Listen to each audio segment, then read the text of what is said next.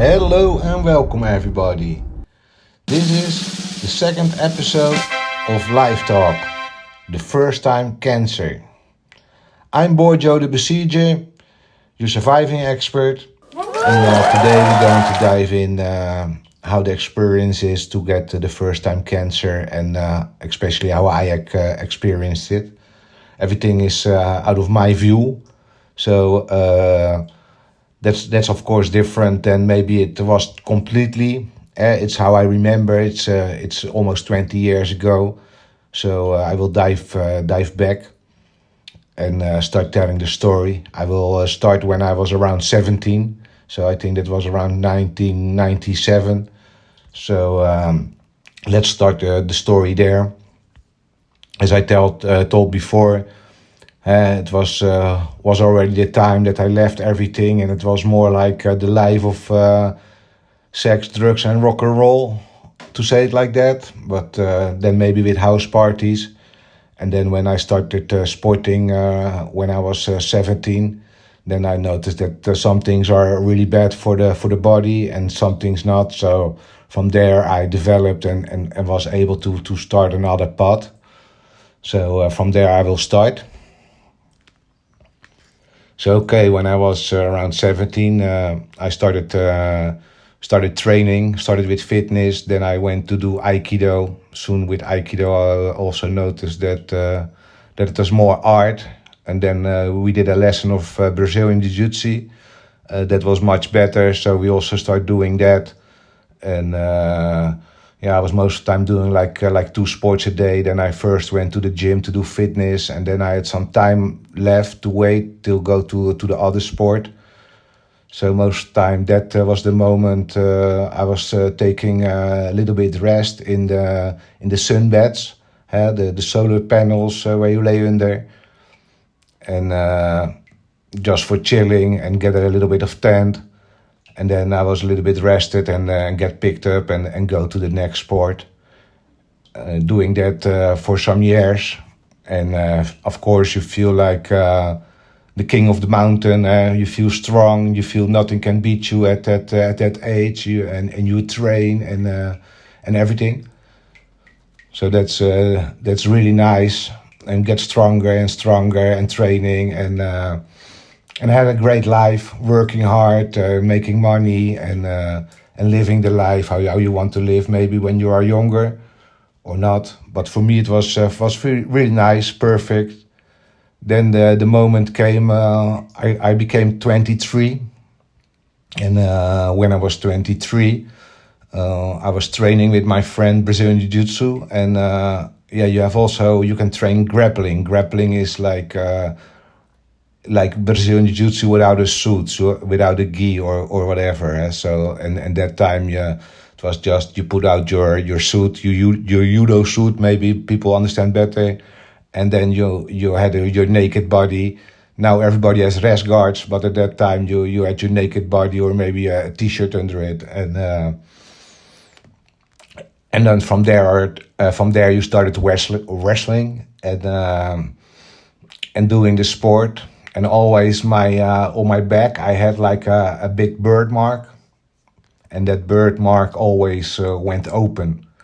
So and then lots of blood comes out, really annoying. And then my friend always complains about it. Yeah, that blood, and now we need to clean all the mats because he was hiring the mats. So we need to clean everything. And I'd always thought, it's toch fight sport, so what's the problem with a little bit of blood? A little bit of blood, it's part of the game, I think. Anyway, after some times, and every time it went open, and every time the blood, and every time cleaning the mats, it was kind of annoying. So he was whining on my head van, come on, just cut it away. It's just a little thing, cut it away, and you're finished with it. I think, okay, let me make an appointment with the doctor. So I went to the doctor. The doctor said, this is too big for us, so that needs to be happening in the hospital, and they can cut it away. So they sent me to the hospital. They cut it away, and then they put it on on quake is the Dutch word. I don't know what's the word in English, but they put it, let's say, on some temperature that everything gets faster and that they can research what's going to happen with the birthmark. Anyway, I thought I'm rid of it. I was happy again, feeling strong, feeling like King Kong, everything perfect. And then within 2 weeks, I get a call. I need to come to the hospital. And it seems like it was like a melanoma. It was bad cancer, skin cancer, kind of dangerous. That's fine. And I say, okay, now. And then I get my appointments. They need to cut more away and do investigation if there is any metastases. So from there, I think, okay. So within a week, I go to the hospital. I have my appointment for the surgery.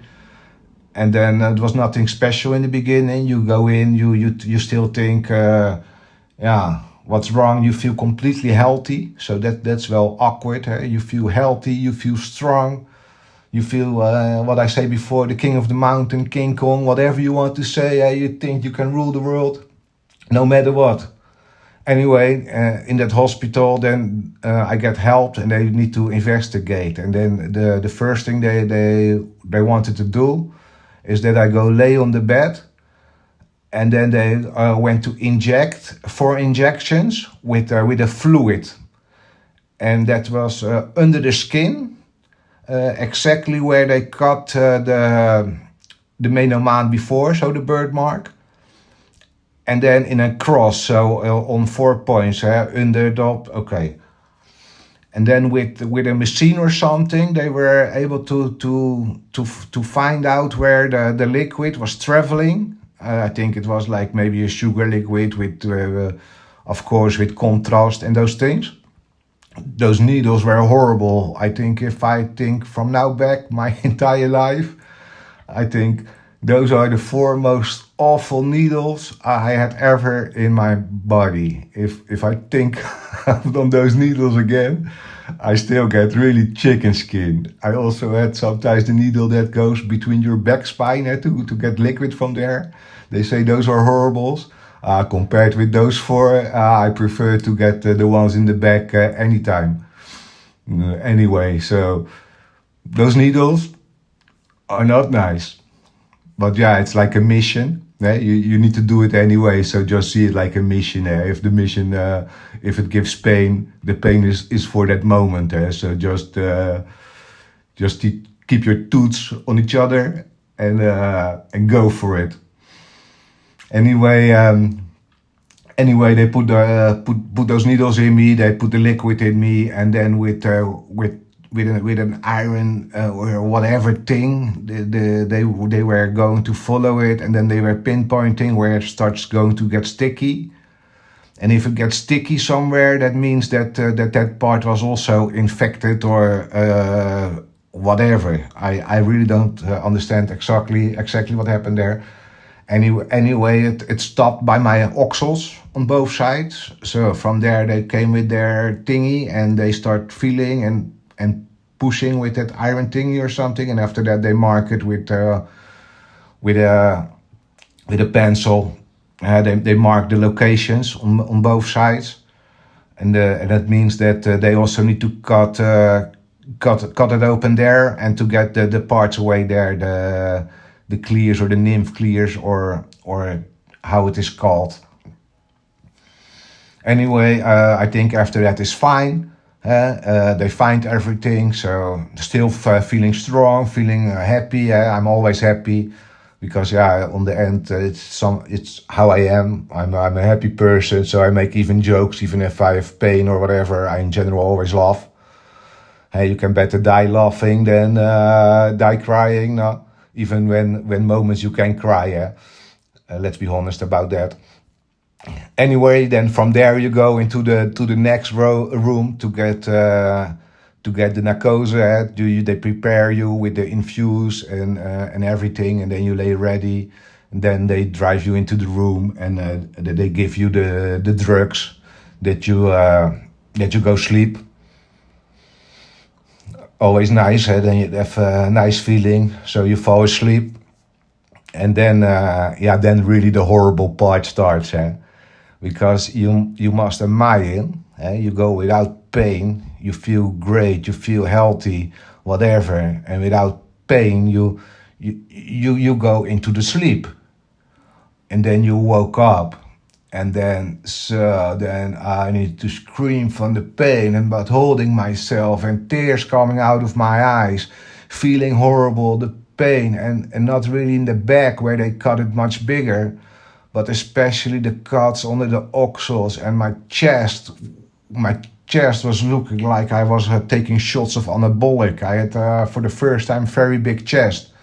Train my ass off always, never get a big chest. I go to the hospital, I wake up with a freaking big chest. Anyway, horrible pain. I scream, I need something. So I get the morphine. So then you get the morphine, and you calm a little bit down for a moment when the pain start fluid a little bit less. That was for a short moment. Then the pain start really coming back again, and I scream again, of course, for morphine. I think, nice, morphine. And then the nurse came. Okay, if I give you this morphine, then you need to stay in the hospital. Then you're not allowed to go home right away.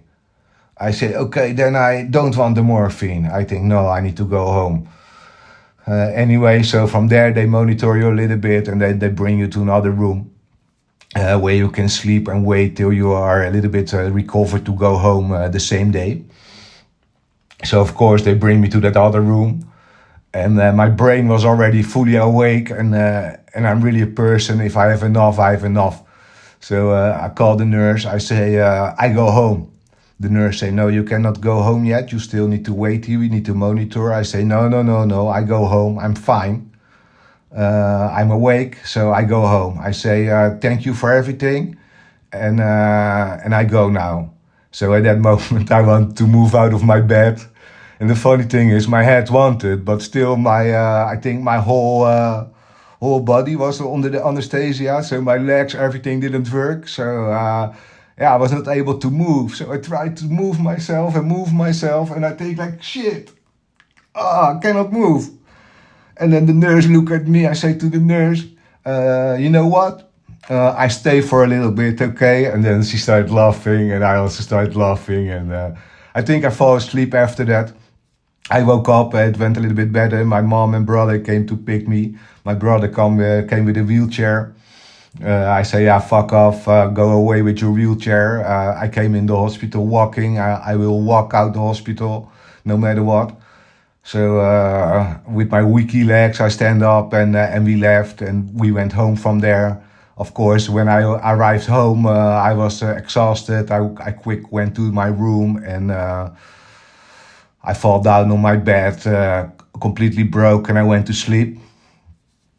And of course, from there you need to recover again. So I had my next appointment by the oncology, and I came there, and then that guy started, you can never work again, you can never sport again, probably you don't even make 24, and blah blah blah. So I get really mad. I say, you're an idiot, what am I doing here? I go. So my mom was also really upset. She was also in that conversation. So why you need to say it like that? And on the end, he was wrong. Maybe, I think maybe he wanted to do good and be fair out of his expertise. And I think maybe his expertise in that case, with my case, maybe was not enough to give me more comfort. Maybe he had lots of bad experience, all possible. In my case, I didn't mind too much because, I'm really a person. You say to me that? Okay, then I'm going to do that. So I didn't demotivate me. At that time, I get mad from it, and I think, okay, let's see. Let's recover. Let's go sport again. Let's go work again. And let's do my life, whatever. Anyway, from there, you go on and you come in a tract of controls of 5 years. And then you get like a skin specialist, because what I have is like was like a mean skin cancer, menomaan, or the mean birthmark is like really heavy skin cancer. So so anyway, from that part, I go on, and then I get the specialist from the skin, and in combination with the oncology, and she, I call her Jomanda. It sounds really disrespectful, especially if you're Dutch. You know who was Jomanda. Jomanda was like she was pretending like to be a holy woman to heal people back in the time, and then she goes with her hand over you like cheese, and now you can walk over the sea and the water, and you can see again, and whatever. And of course, it's not fair to call my specialist at that time like that. It was more the feeling what I got. I really believe those specialists are really important, and good people who really want also to make a change and to help people with a sickness. So I really my respect for those people, and it's not meant to give you a bad feeling, but I just expressing how it was feeling for me out of what I say before, out of the patient. Is because I go lay there on the table, and then the specialist, the woman, the doctor, stands on top of you, of let's say next to you, and she goes with her hands also, and she's watching, but of course she's searching for probably difference or changings in the skin, see, because it's her specialism. So she searched for those things. But on that time, and with also the television. And then you see the Jomanda, it was really 1 + 1 is 2. Quite hilarious.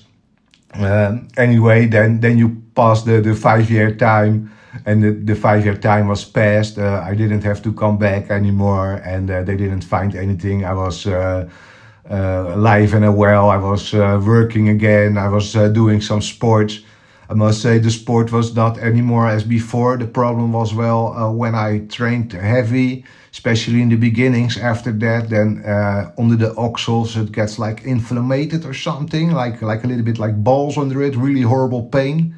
And probably also lose energy and power out of there. They say like 20, maybe 30% of power you can lose after that surgery.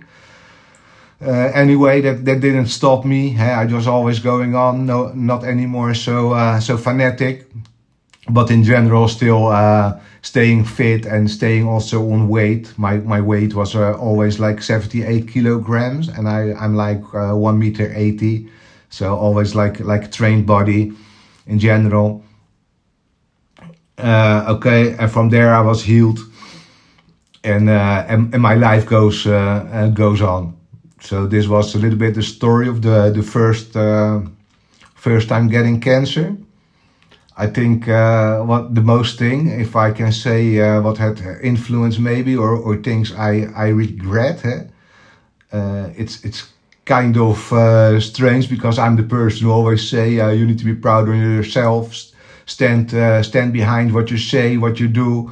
And if something is negative about it, just accept the consequences and stand before it. Anyway, I do that also, but if you ask me what did I learn from that time, is I think the sunbaths, to get a tent on your skin. And nowadays we all have that knowledge, what those infrared lights can do. They can change maybe or give a mutation. And my exact problem is I have a weak spot in my DNA. And from there the mutation of course came. And what activated the mutation? I don't know. And probably we all don't know. We cannot say everything came really because of this, or really become of that. But I think that solar baths, of that sun baths, that didn't work. I think that didn't help at all. And for what? To get a little bit tanned. It's always, I'm not against forbidding anything. I find people have their own responsibilities. So I choose to go under it, maybe without too much knowledge about it. With the knowledge from now, I will never go under it again. If you feel like you need to go under it, be my person and just go for it. Do whatever you like. If you have sensitive skin or you have maybe your doubts, just don't take it. Who cares if you have a white skin, brown skin, a red skin, a yellow skin, green skin, whatever. Especially as a Warhammer player, who cares what skin color you have? If you have green skin, you're an orc. Now, also perfect to be an orc, not? Maybe I call you an orc. Anyway, so that's one of the parts I will not do again. So I think that's well a lesson maybe for people who want to be careful. Don't do those things. And I think what's maybe a good lesson for the oncology is don't say those things, because for me maybe it switched me to really go think from you're crazy. I go fight it. I fight. I like to fight. I fight it. Come on. But if I think back about it, the thing that he told me that I probably will not become 24, it well kept me away from, okay, probably I can die every moment. So I was well holding back. I was not making any plans for the future, not interested in long-term relationships or whatever. I was really living day by day. For me, it didn't really give a big problem on the end, but still, I think it's unnecessary. I think it's always better to get motivated to fight, that there is still a life, that there is still chances. Don't give up your life. Just keep on going. Just take your relationship. Maybe always be fair. Talk and be open about those things. Don't hold it for yourself. Don't lie or whatever.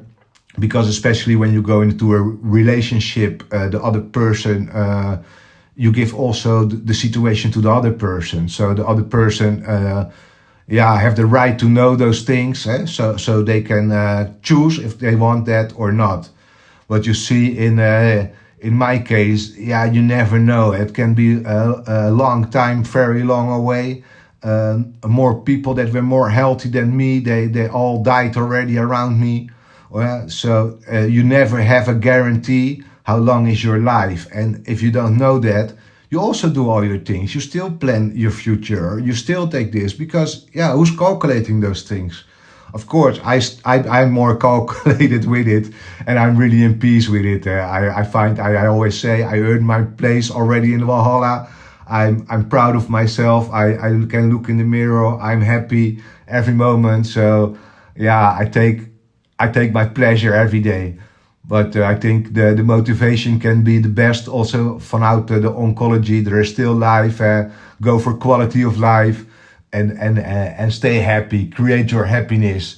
And what I also say before in the text, you can better die happy than die sad. Not so. Just accept it. It's a part of life. Just be happy. Anyway, this was the last part of episode 2. I talked also long enough. And as I say before, the story is complete out of my perspective. So that's always important to remember. And as I say in the other video about the challenge, I will try to make every month one episode. Maybe a little bit sooner, maybe a little bit later. It all depends how fast the painting goes. I notice I develop with painting, but it also now takes more time. But they look a little bit better. So, but the story will grow together with my army, as it is my hobby challenge. And this story and episodes is my life mission. It's always good to give people more knowledge, maybe tools or whatever they need. When they get really sick, it's all hard enough. So we have a challenge, my challenge of a lifetime and my fight of a lifetime. It's nice together and it will grow together.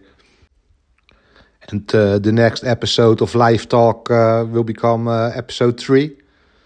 That will be the road to success and the downfall of health, the fat trap, from 78 kilo to 106 kilo. So that will be Live Talk episode 3. This was it for now.